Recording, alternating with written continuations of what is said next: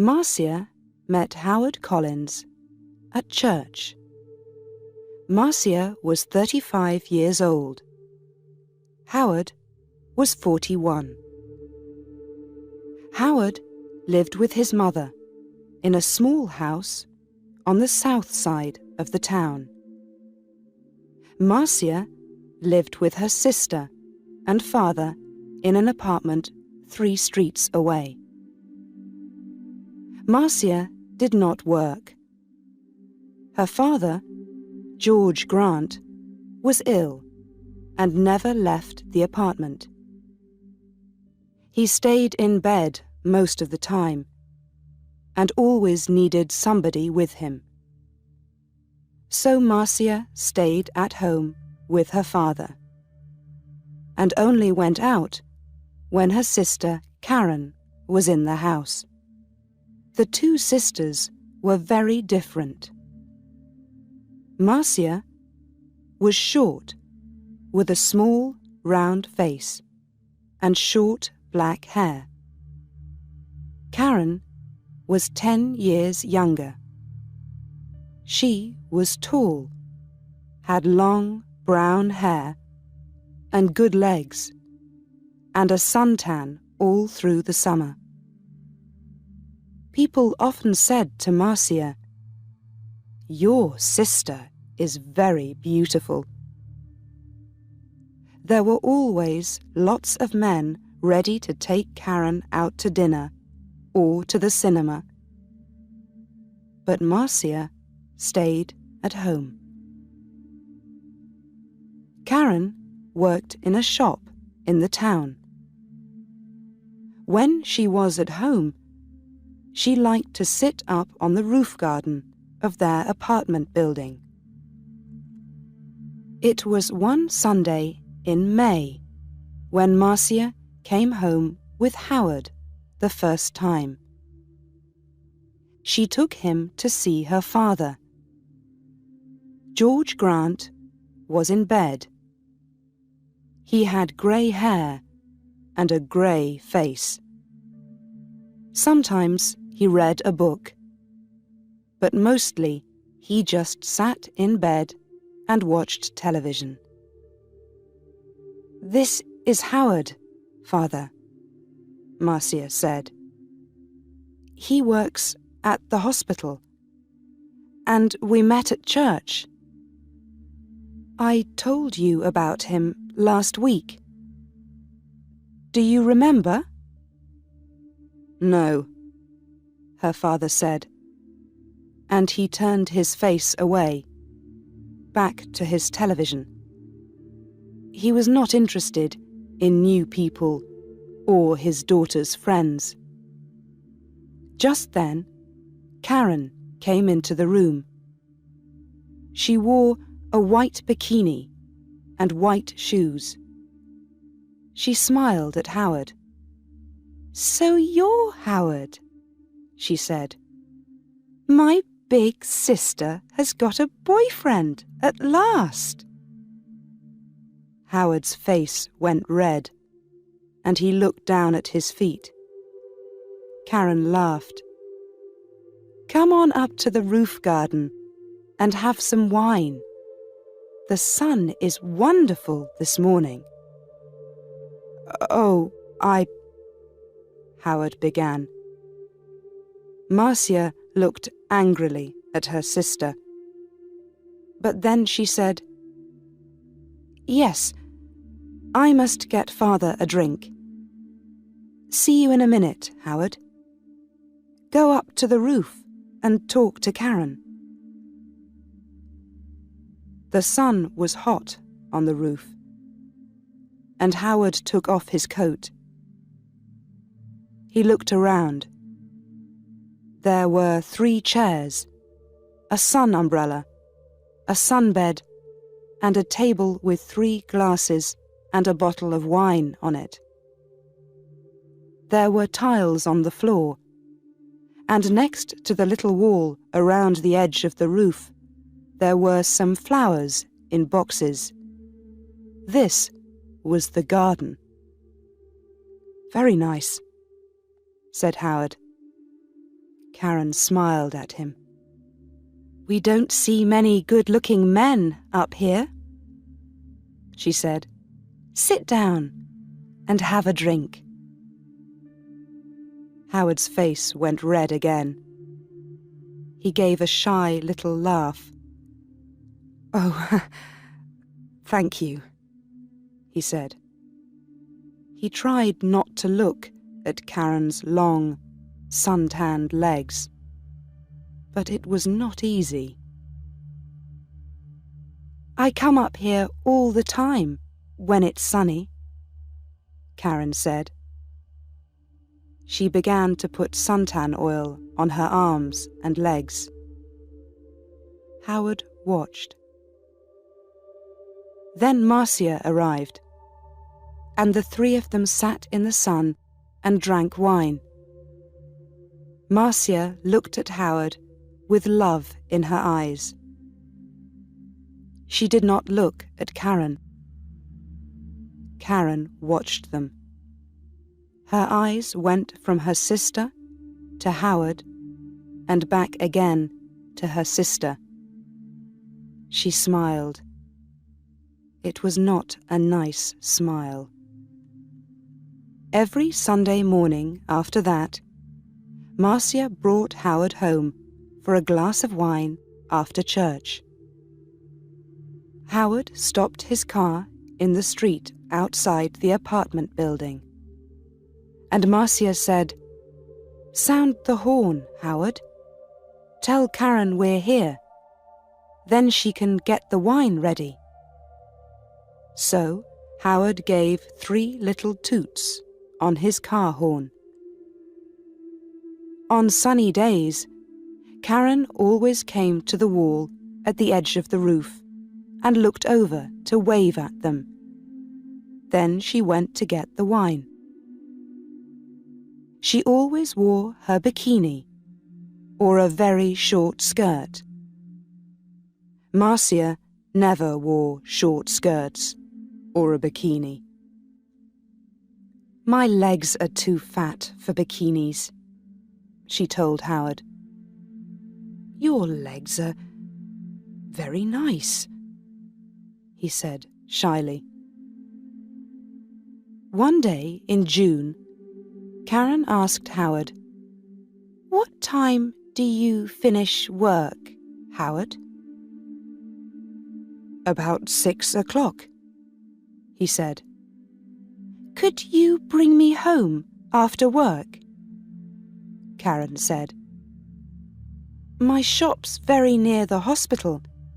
You drive right past it. And you only live 3 streets away from us." "There's a very good bus," said Marcia quickly. "It stops outside our building." "But the bus is so slow," Karen said. "Please, Howard." Howard looked from one sister to the other.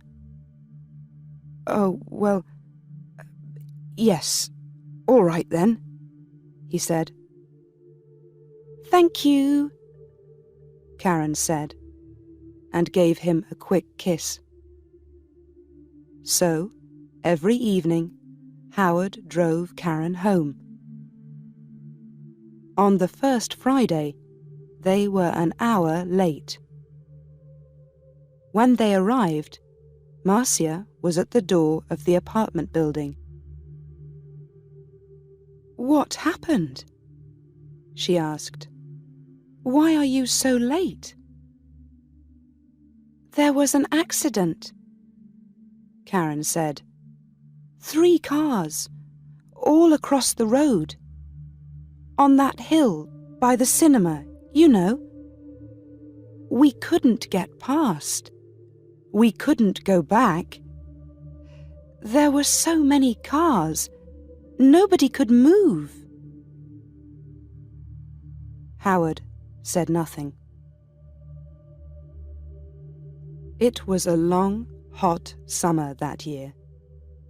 Marcia went to church every Sunday morning, and Karen stayed at home with their father. When it was sunny, and it often was, Karen went up to her sunbed on the roof. When Marcia went up to the roof garden, she always sat under the umbrella. But Karen put on lots of suntan oil and sat in the sun in her bikini. "The hot sun's not good for your body," Marcia said. Karen laughed. "Howard likes my body." "No, he doesn't," Marcia said angrily. "Oh, he does," Karen said. "He's very shy with women, but he always looks at my body very carefully. He does it all the time. Perhaps he wants me to take off." "Stop it, Karen," Marcia said. "Don't say those things." Karen laughed. "What's the matter, big sister? Are you afraid I'm going to take him from you?" Marcia did not answer. The next Sunday, Howard phoned Marcia early in the morning. I don't feel very well," he said. "I'm not going to church today." "Oh, my love, I'm sorry," Marcia said. "Can I phone you when I get home?" "Yes, of course," he said. "I can't phone before 1 o'clock," Marcia said. "I'm going to be late back because there's a meeting after church. Something about Africa, I think." "Oh, yes, I remember," Howard said. But Marcia was wrong. There was no meeting after church that morning. It was the next Sunday. So she left church at the usual time and arrived home at 11:45. First, she went in to see her father, but he was asleep. Then she phoned Howard, but there was no answer. Perhaps he's sleeping, she thought, and his mother doesn't want to answer the phone. She went to her room and put on a long summer skirt. Then she went up to the roof garden. She put her hand on the door to the roof and stopped. The door was half open, and she could hear voices. There was someone with Karen. A man. Howard. Howard? Marcia listened. "I feel bad about this," Howard said. "We must tell Marcia soon, Karen." "No," Karen said quickly. She gave a little laugh. "It's our secret, Howard.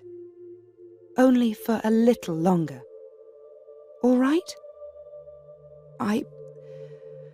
I don't like," he began. "But you do love me, Howard," Karen said. "Not Marcia? Say you love me, please." Marcia suddenly felt cold. You know I do," Howard answered. "But—" Karen kissed him. "It's our little secret." "Oh, is your car outside, my love? We don't want Marcia to see it." "I didn't bring my car," Howard said. "I walked here." "Good," Karen said. "But it's getting late. You must go, before she comes home." They kissed again. "See you tomorrow. Usual time, usual place," said Karen. "Now go." Marcia moved quickly and quietly away from the roof door and ran to her bedroom. She did not want Howard or Karen to see her. She heard their voices. Then the front door of the apartment opened and closed. Howard was gone. Marcia sat on her bed for an hour. Why, she thought. Why does she do it? I stay at home with an old man all the time. I can't go out to work. I can't make new friends. I can't meet new people. I go shopping once a week, and I go to church once a week. That's all. And then I met Howard. When he said, "I love you," I was so happy. And now? Karen had everything. Good looks, a job, friends. She was young. She was beautiful. She could have any man. So why Howard? Why? It's not because she wants him, Marcia thought. It's because I love him. It's because she doesn't want me to be happy. But you do love me, Howard, not Marcia? You know I do. Was it true? Did Howard love Karen and not her? No. He saw only the beautiful, sun-tanned body. He didn't know her. She's not going to have him, Marcia thought. Every evening that week, Howard drove Karen home after work. And every evening, they got later and later. The next Sunday, Marcia didn't go to church. "I've got a bad head," she told Karen. "I just phoned Howard and told him. And he's coming here after church, as usual. I'm going back to sleep for an hour or two." And she went into her bedroom and shut the door. Later in the morning, when Karen was with their father, Marcia went up to the roof garden. Karen's bottle of suntan oil was on the table, and Marcia smiled. When Karen came up to the roof, Marcia was in her chair under the umbrella, with a book in her hand. "Oh, is your head better?" Karen asked. "Yes, thanks," Marcia said. Karen wore her bikini, a new yellow one. She opened her bottle of suntan oil. "Oh, there's not much here," she said. "I must get some more." She began to put some oil on her legs. 20 minutes later, Howard stopped his car in the street below. Up on the roof, Karen and Marcia heard the usual 3 little toots on his car horn. "He's here," Karen said excitedly. "Your man's here, big sister." And she laughed. "Yes," Marcia thought. My man, not yours, Karen. Karen jumped up from her sunbed. She ran to the wall at the edge of the roof to look down and wave to Howard. She had no shoes on, and at the wall, her feet suddenly slipped away from under her. "Ah!" she cried. She fell forward and put out her hands to grab the wall. But the top of the wall was slippery too. Her hands could not hold it, and slipped away, off the wall, over the edge. And her body went on too, over the edge of the wall, and down, down, down, down.